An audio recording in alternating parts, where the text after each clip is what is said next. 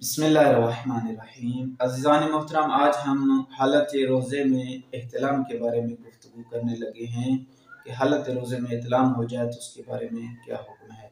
अज़ीज़ान मोहतरम, दिन में किसी भी वक्त आपको एहतलाम हो जाता है तो आपका रोज़ा ठीक है, लेकिन अगर आप इस्तिमना करते हैं, मनी निकालने की कोशिश करते हैं, छेड़छाड़ करते हैं, तो उससे रोज़ा आपका बातिल हो जाएगा और उसका कफारा भी आपके ऊपर वाजिब हो जाएगा, क्योंकि आपने जानबूझकर गुस्ल को अपने ऊपर वाजिब कर लिया है।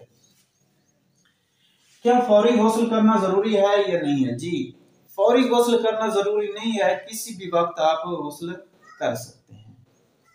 अगर खातून को हालत रोजा में हैज शुरू हो जाए तो उसके बारे में क्या हुक्म है?